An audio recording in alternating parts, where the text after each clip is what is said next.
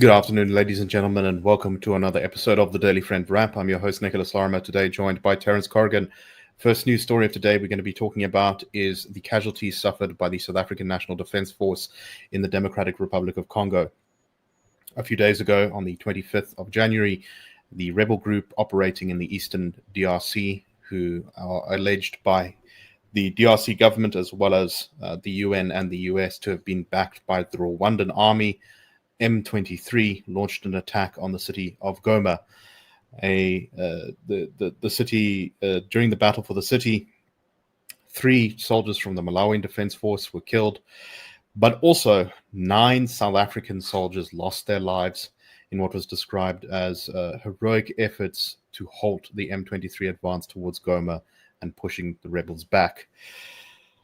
Since then, there's been a mortar attack on the South African military base in eastern DRC, where 3 more South African soldiers were killed by this mortar attack. This is yet more casualties. We had South African soldiers killed last year doing this peacekeeping operation. And the question needs to be asked, should these South African soldiers be there? There is, I think, an argument to be made that South African army should be defending or should be involved in peacekeeping operations in DRC. DRC is unfortunately an extremely unstable country with a very significant population. Its total collapse would cause chaos across the region and possibly create a flood of refugees that may enter South Africa, as well as lots of atrocities and disruptions. Already we've seen significant numbers of people killed or injured during this fighting, civilians often, between M23 and DRC government forces. But Terence, the question is, does South Africa actually have the capacity to follow this through? All the reports indicate that M23 is not some ragtag rebel group who are just using sort of spare ammunition, spare arms lying around, but are acting like a conventional military force, and in fact being directly supported by soldiers from the Rwandan army, which is one of the most effective armies in Africa. What do you make of this story? Look, I think that the first thing to note is that our own military capacity has been degraded over the years. It wasn't a major focus. There wasn't much public sympathy for military spending post the transition. I mean, you had the arms deal and things like that. A lot of that seemed to be designed, towards the high end equipment, whereas what a peacekeeping army needs is boots on the ground, soldiers who are properly trained for that sort of thing, and also properly equipped for it. And what struck me in the reporting is talking about a ceasefire to enable South African troops to get medical supplies. This indicates that there's an element of isolation that a conventional force against a guerrilla force, as as people might intuitively understand, you don't have a stand-up fight, and it seems that yes, the M23 is able to give that, and particularly if it's backed by a statutory conventional force. And yes, the Rwandans are nobody's fool for when it comes to the conduct of war. My own view of this is that if South Africa is going to maintain its military, it has to maintain it at a proper combat ready stance, with the capacity to actually ensure that it has what it needs to do the jobs. Simply putting on a show of force or flying a flag just isn't really isn't good enough. And if we're not prepared to make that sort of commitment, then my suggestion is just wind the army down, perhaps establish some sort of paramilitary force, parallel to the police, and you can use that to do the sort of quasi-policing operations, within populated areas of unstable countries where you can get supplies in relatively easily. But it's asking too much of a soldier to enter into conditions like this, where he is not going to have the support that he deserves. Which brings me to another thing: how many South Africans actually understand why South Africa is there? And whether it's fighting to preserve democracy from the ravening hordes that are crossing your border, or being sent to protect democracy in some far-flung corner of the globe, or to restabilize a neighbor. Your population has to be behind it. Otherwise, these deaths of people, especially if they start coming in, 13 in a week, that's a discomfortingly large number of body bags, and that becomes a political problem. Yes, no, very much so. But I also think that there's been a relative level of inaction by the South African government on the diplomatic front here. I see today, apparently, President Ramaphosa has had a telephone call with Rwandan President Paul Kagame to discuss this escalation. And this crisis only seems to be deepening, with the DRC saying that the recent advance of the M23 rebels is a, quote, declaration of war. And relations seem to have entirely broken down between those two countries. The last time there was a war in the DRC, between Rwanda and the DRC, more than millions and millions of people were killed, and it involved almost all of the countries in sub-Saharan Africa to some degree. So this is not a crisis that we should be sitting around on, but so far it's not really clear what our stance is, other than we're willing to send resources but not properly equip them. The government is not particularly critical of Rwanda and its aggressive actions here. I don't really know what South Africa's strategy here seems to be at all. Yeah, well, I think that there's an interesting political angle. Everybody knows what South Africa's position is on Palestine. This is actually one where we have troops in theater. This is about as involved as you get. We are affected, even though at some arm's length by refugee flows. But yeah, that conflict has been called Africa's World War. Say I think the figure I heard was 4 million. Now, I don't quote me on that, but point is, you're talking about massive displacements. Kinshasa, I just read the other day, has a population of 10 million people. It's a massively expanding population, which desperately needs the kind of development that can underwrite it. But it's something that is almost beyond the consciousness of most South Africans, except to the extent that they don't particularly want Congolese people settling in their neighborhoods. And I think that the government has done a dreadful job of communicating what it sees as our interests. Maybe you agree with him, maybe you don't. But the point is, it's almost like it's not something that I think has been subjected to the kind of scrutiny it needs to be.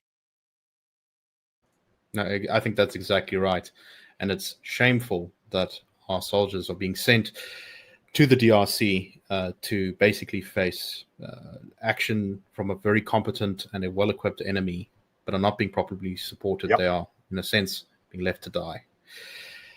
Okay, let's go on to our next story. We're continuing discussions on the expropriation without compensation law. The recently signed into law bill by President Ramaphosa allows the expropriation of land with, quote, nil compensation. The Institute of Race Relations, who we work for, have put out a statement today talking about how this is a disaster for South Africa's prospects of attracting investment. We desperately need investment in order to turn South Africa's situation around, to reduce unemployment and to lift people out of poverty, to reduce crime and to increase government revenues. And yet, what investor will make a commitment in the form of glass, steel, or concrete to a country where the government has given itself the right to seize such assets? Our CEO, John Andrews, said, if the ANC is genuinely committed to achieving high economic growth, then this is not the way to go. Economies grow when property rights are secure and economic freedom is high. Laws like the current version of the Expropriation Act scare off investors and will prevent South Africa's economy from growing. Terence, you've written extensively on the issue of expropriation and property rights. What are your thoughts on, the state where the law is now and how it might be applied? Look, it's a law, and there haven't been seizures as yet. What this does is kind of to continue the military metaphor, it puts a round in the chamber and cocks the gun. Now, as long as sober and judicious and trained soldiers behind it, maybe there's not a huge danger, but we don't know. We don't know that to be the case. I will say, though, that the ANC and the government have made a great noise about how this is going to advance land reform, even though there is nothing to suggest that, that South Africa's property rights regime has any notable effect on the shortcomings of land reform. I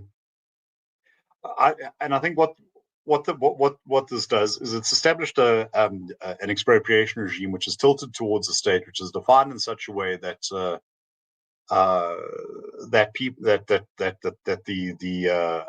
targeted party is pretty much always going to be at a disadvantage. And it's being handed to a government that has not shown itself to be particularly competent, even when its will is not malicious. I say, and as much as anything, the danger may not be, people wearing red berets or waving hammers and sickles, passing big laws in Parliament. It could be your iteration of the Guptas 2.0, who believe that this RDP house settlement would look better if it was turned into a golf course. And I think this is just the kind of law that could enable that. Exactly. And contrary to how much of this discussion is being framed by the defenders of this law, this is nothing to do with race or righting the wrongs of the past or anything like that. This is a degradation of every single South African's right to own property. It will be used against white South Africans. It will be used against black South Africans. It will be used against everyone in between who the government thinks it can get something out of. And that's why all South Africans should be opposed to it. Not even just those who own land already or who own property, but those who might one day wish to own it themselves. We should reject the false premise that this is a sort of black versus white issue, which is what many in, I think, the ANC might want people to think. Okay, for our very last story, we need to briefly talk about Mafias and just how much of a problem they cause in South Africa's development. In Mpumalanga, recently there have been a number of attacks on Putco buses. About 51 Putco buses were torched recently, and 2 security guards were injured by a well-organized gang of men who attacked bus depots wearing ski masks, armed with guns. A police spokesperson says the police are investigating various charges, including malicious damage to property, attempted murder, and assault with intent to do grievous bodily harm. 15 suspects wearing black clothes and balaclavas stormed into a bus depot at Moloto in Mpumalanga area and held the employees at gunpoint. The suspects then shot and injured 1 security guard, and 16 buses were then burnt. No one has been arrested so far. Police say they are investigating. But Terence, this seems very obviously to be an orchestrated attack by mafias operating in the transport space, who very likely want to remove buses from usage by the public so that they're forced to use whatever transport these guys are offering. Look, I think just a disclaimer that whatever we say is likely to be speculative until we actually have more details. But as a kind of general principle, that is transport has been one of the was like the original industry into which black people could enter and make money for themselves, when other avenues were closed. So for that reason, it's always been highly competitive. But it's also one in which guns have been a part of the business model. And I've known people who've had extensive business dealings in the taxi industry, and it's a very uncomfortable place to be. We know, for instance, that and the sort of challenge from, let's say, either large unit corporate transport, in the buses, or from government offerings, like the Ria Vaya, those always attract a great deal of blowback from the taxi industry. And there certainly are many operators who don't feel too much about using violence. and I think this has also been abetted by politicians whose instinct is always to try and compromise. Now, if you remember when Vaya was being introduced in Joburg, there was an uproar from the taxi industry, and then presidential candidate Zuma said, "No, don't worry, we'll put this all on ice until after the election." If there is a point I think needs to be made. I've made it a few times writing, but let me make it here on the Daily Friend Show. We often hear people saying that violence doesn't work. The empirical evidence in South Africa, however, suggests it does. And until we can turn that around, we're going to continue to have that problem. No, very well said. Very well said. All right, that's all the time we have for today. We hope you found the show interesting. If you do enjoy our content, please give us good reviews, like our videos, subscribe to us, all of that stuff. We would really appreciate that. And we'll see you tomorrow on the Daily Friend Show. Have a wonderful day. Cheers. The Daily Friend Show and the Daily Friend are a project of the Institute of Race Relations, the IRR. The IRR is a think tank which was founded in 1929 to study race relations in South Africa and works to change government policy to improve race relations through non-racialism and to ensure the prosperity of all South Africans. If you like our work and would like to support us, please go to irr.org.za and click Support the IRR, or you can go to thedailyfriend.co.za and click the Fund Us button.